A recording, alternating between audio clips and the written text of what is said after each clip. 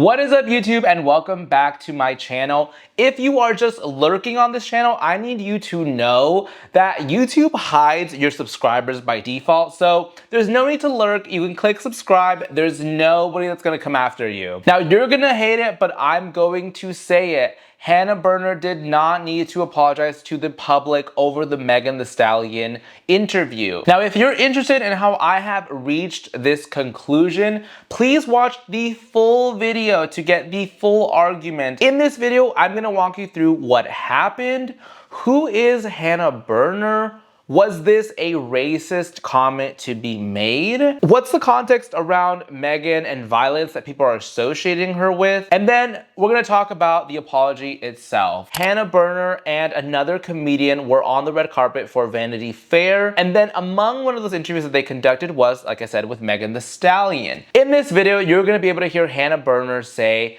Megan's music makes her want to fight someone. And this is what people had an issue with. So I'm gonna play that for you right now. You give so much confidence to women everywhere. What do you do when you're not feeling confident? I start my day with you. Only you. Oh my God! Wait, I'm gonna cry. No, don't cry. We're live. No, you're live stream. No, I know. No, your music has literally like made me want. When I want to fight someone, I listen to your music. Tearing up? Because you want to throw that fighting shit out the window and you want to get cute and be a bad bitch. When people are talking shit, I go turn on Megan Thee Body Stallion. yada yada. I look beautiful. I look so great. Wait, no, you look so good. When you're, but I know, because I watched your documentary, you've been through so many dark things. Yeah. How do you get yourself up? Now, this interview got an onslaught of backlash with tons of people saying that she was racist. How dare her comment on this? How dare her mention violence to Megan? What I want to point out initially about this video is I think, one, I agree with everyone's perception that Megan Thee Stallion most likely was offended by this comment, because I can tell through the interview that Megan isn't really feeling Hannah Berner as an interviewer. You can hear there's another moment in this interview where Hannah Berner asks Megan, what does she wear when she's writing music? And when Megan responds to that, she says she wears a big t-shirt and panties, and then Hannah's like, oh, big t-shirt with stains? She's like, no stains, why would I have? You've been staring at yourself all the time. Meg, what are you wearing though when you're like just writing new music? What do you wear? Big t-shirt and panties. A big t-shirt like with stains on it and stuff? No stains. Oh, sorry, that was me. Like the perfect big getting ready t-shirt. No, just a plain white t-shirt. Yeah. Or like a graphic tee or something with one of my favorites. And you can tell she's annoyed by this. And like I said, I can see that Megan most likely was offended by these interviewers. She didn't really vibe with them. The other thing that I think is true that people are pointing out is Megan's music is not about fighting. I definitely agree with everyone's perception that Megan wanted to redirect or kind of give a little bit of insight to the interviewer, saying like, my music is about like, my body's beautiful, body yaddy yaddy. And it's true, Megan's music isn't about fighting. In fact, I'm gonna play for you guys an interview from Genius where they ask Megan about one of her lyrics, which kind of references fighting. And she basically says, no, that is not her thing to do. Have I beat somebody's ass for a man? No. Oh my God. Let me tell you, fighting is so ugly. What? Look, nails long. Girls is paying $80 to get their nails done. $100. Do you know nails just go up? Them crystals and shit. Expensive. Bitch, you wanna fight me with these expensive ass nails on? No. And now what I wanna show you guys is a clip from another content creator that is describing that Hannah Berner probably is a fan of Megan, but probably isn't a fan of her music to even really be listening to it like this. No one ever thinks of like, when I want to fight, I'm listening to Megan Thee Stallion. Like, no one ever. I do think that this person actually is a fan of Megan, but she likes like her photos, how she dresses, her vibe. I think she actually does not care for her music. And so she was so excited to like see her, like, oh my God, the girl that I follow, like the big name. And so she just wanted to make conversation. What I believe Hannah Berner is doing is she's trying to find the comedy in any kind of moment that she's having while she's interviewing Megan. And she just so happens to go off on this bit about Megan empowering her to be able to fight someone. And while I can understand that there could be racial undertones to this, I do think that it is definitely something that is more in alignment to Hannah is a fan of Megan, doesn't really listen to her music, was trying to think of something to say, and she chose to use like this choice of words. Which brings me to my next point. Who is Hannah Berner. Now, my initial thought was just like the internet's thought. Almost every content creator that I have seen talk about the subject is talking about the issue of having influencers be interviewers. The reality is that this is actually something that has been disproven for me, because Hannah Berner is not exactly an influencer, even though that is how she gained her popularity. She has been a stand-up comedian for years, and I didn't even know who she was. I was one of those people that kind of peripherally know who she is. Like, okay, cool, she's just like some random influencer. But that is actually not the case. She has been doing stand-up comedy for years. Hannah Berner rose to fame in 2024 when she had her own Netflix special, which was called We Ride at Dawn. I feel like the bittersweet thing about this whole Megan Thee Stallion controversy is that she's kind of this very like feminist-y comedian. I get the feeling that she would be someone that would actually condemn jokes that are made like that. In fact, her Netflix special is super feministy in that the title, We Ride at Dawn, refers to a joke that she makes in that special, which is that men should not own any guns, only women should own guns, and then these women are going to, I guess, like use the guns and have some kind of a revolution against the male population. It's kind of ironic that people are calling her out for being racist. The only other thing that I can kind of relate it to is the Justin Baldoni and Blake Lively case. Like, Justin Baldoni is this like super feminist guy, and then he's the one that gets accused of like a sexual harassment thing, and it's like, wait, his whole thing is about being kind of the opposite of that. I feel like Hannah Berner, from the stand-up that I was able to see, she is kind of this feminist, woke-ish kind of comedian. Now, the next point is answering the question, was it racist? Like I've kind of alluded to, I do think that it was racially influenced.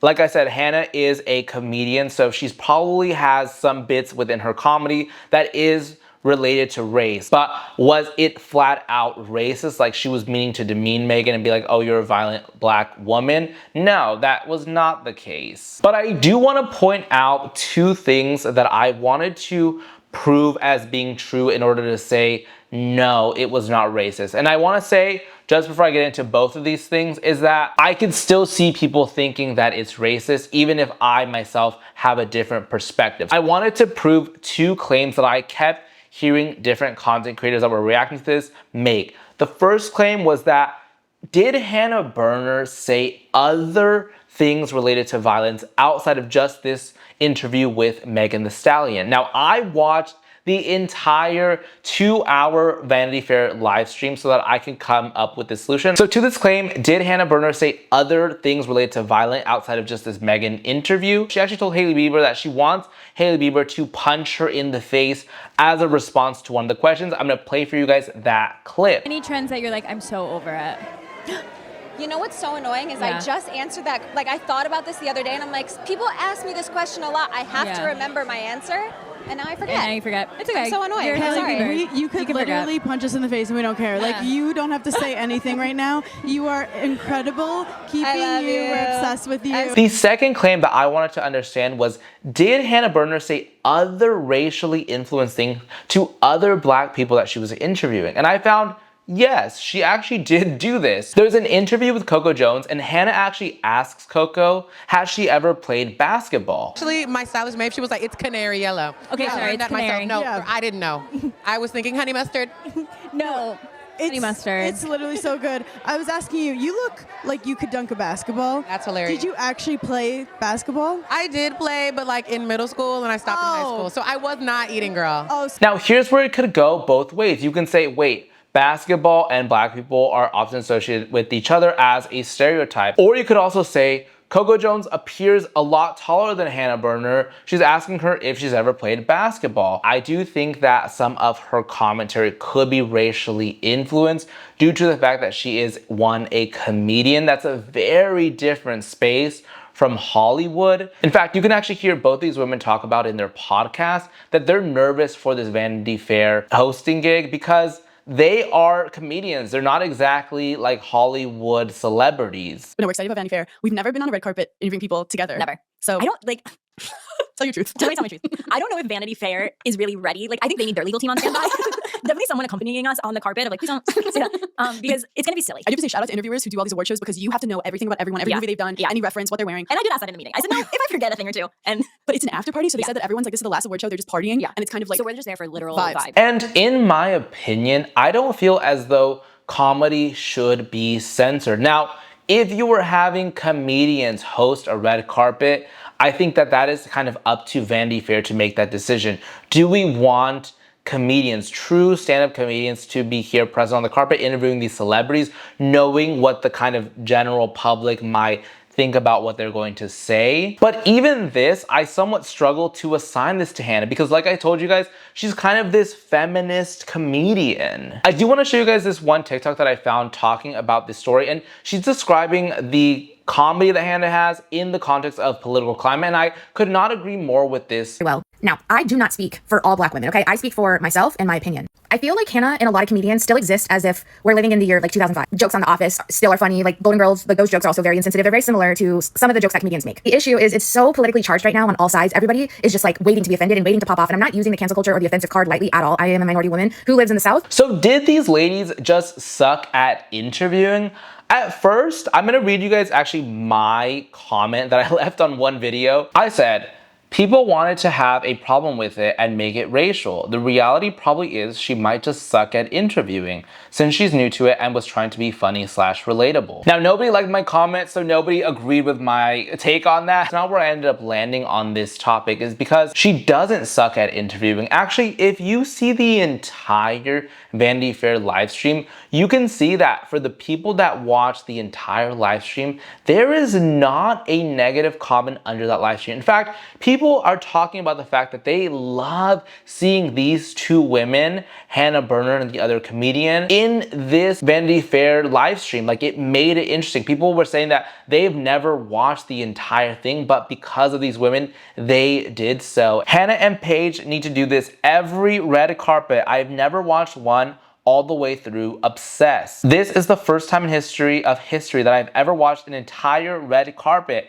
Hannah and Paige made this event so much fun and interesting. And I will tell you now, the comments on this video that refer to both Hannah and Paige have hundreds of likes on each of them. There's so many people that are commenting this very same thing. And so I think that when you take one singular moment, one singular clip, and you don't look at the overall context of what these ladies are doing, you have a misconception like I did.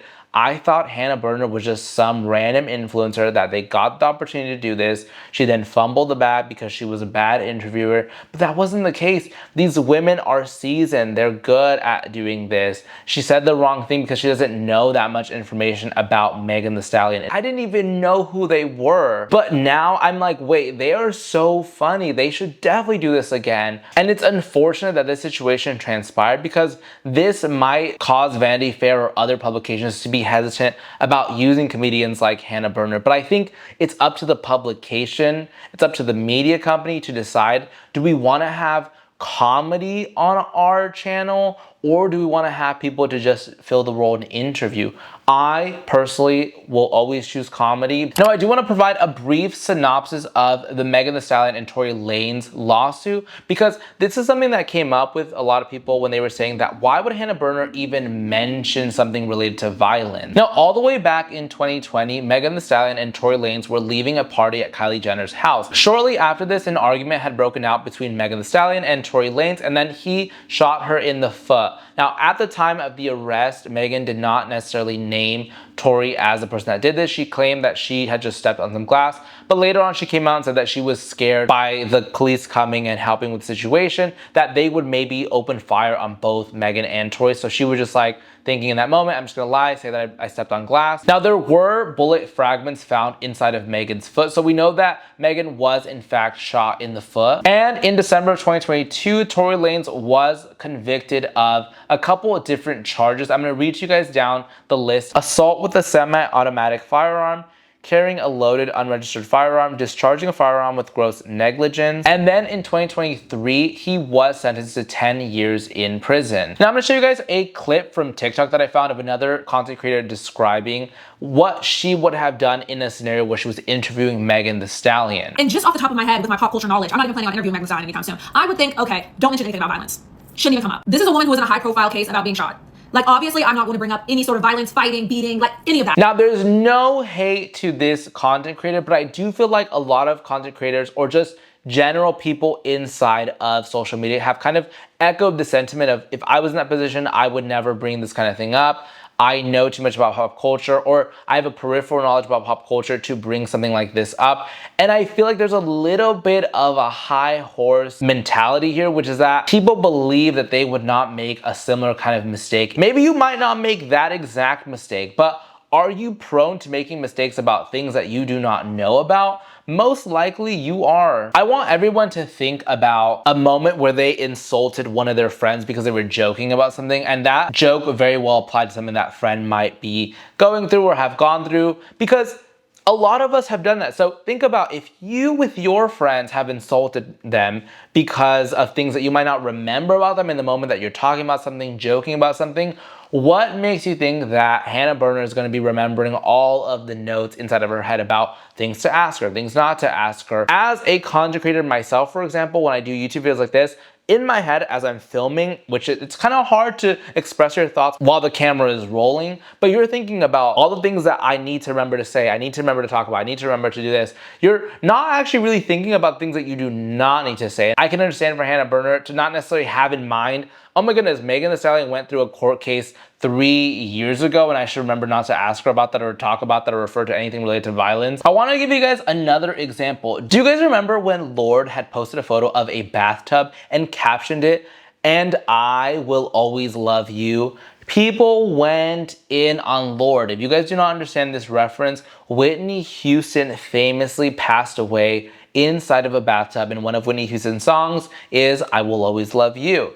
So people went in on Lorde, and Lorde had to issue an apology eventually, but you guys have to consider the fact that not every celebrity, not every person is up to date with what you are doing, with what is going on with you. Like I said, I believe that Hannah Berner probably is a fan of Megan Thee Stallion as a person, but in terms of listening to her music, following her stuff, that's probably not the case. Now, I want to show you guys a little bit of the social media backlash that's associated with this. So, like I said, there's some people that are very much against Hannah Berner. There's some people that feel like this cancel culture thing has gone way too far. So I'm gonna read some comments from the Jasmine brand that show people who are in support of Megan Thee Stallion against Hannah Berner. Meg ain't got one song that's fight music, LOL. Them over talking her is wild. Stop letting podcasters interview on red carpets. It's giving high school fangirls, not professional interviewers. Now, I agree with those sentiments. I actually think from that interview clip, when I first saw that, I thought, oh my God, these are just these influencers.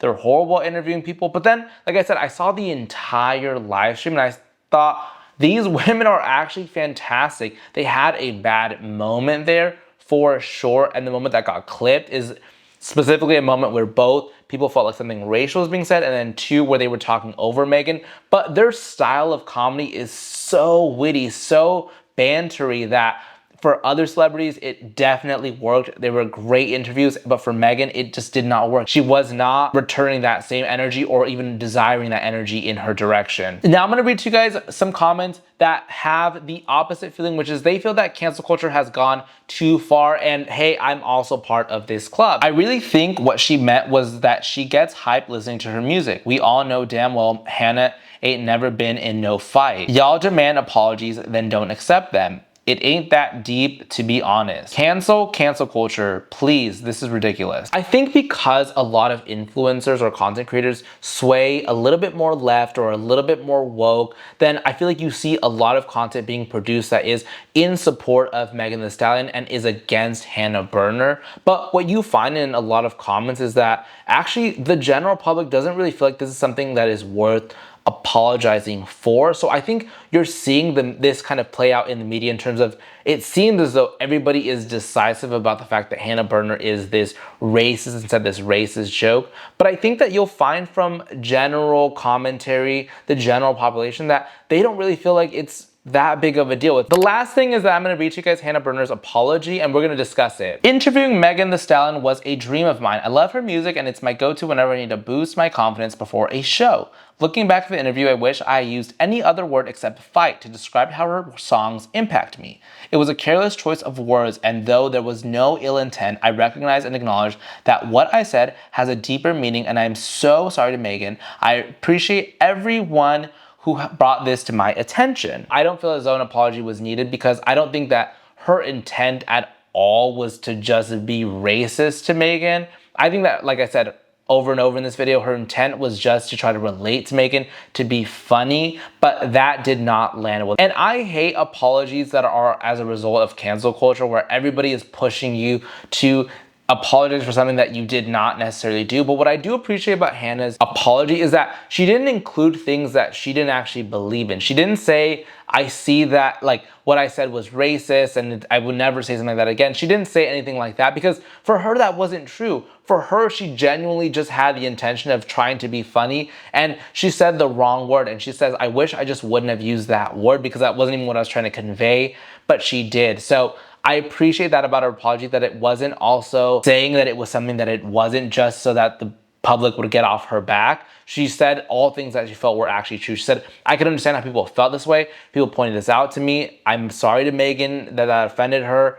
All those things are true for her. I do want to really quickly read to you guys this TikTok comment that I think represents a lot of what is cancel culture. She doesn't acknowledge it fast enough. Y'all jump down her throat. She makes a public announcement and still no one's happy. This is a weird time to be alive. I echo this sentiment so strongly, and this is why I'm against apologizing as a result of cancel culture. If you feel like you genuinely did something wrong and you want to own up to it, you want to be accountable to it, that there's no issue with that. But as a result of the public telling you what you were thinking, what you were doing, that's where I have an issue with it, because you're damned if you do and you're damned if you don't. I could show you guys various different videos of people talking about her apology, not accepting that apology, saying it's not enough. And it's like, the public begs for one thing, they get that thing, and it's not good enough. They will never be happy with those things. So that's why I think Hannah Berner should have just let this thing go. It's fine that she apologized, but she's also a comedian, you guys. She is a comedian that was asked to do this red carpet, and her bit is not to be, comedians are not meant to be these PC warriors. They're meant to be funny. They're meant to poke at things that happen in our society and happen in our life. Now, I want to hear what you guys think about this. Do you guys feel like the backlash was overblown, or do people have a right to be upset by this? Let me know your thoughts, and thank you guys so much for tuning in to today's video. Bye, everybody.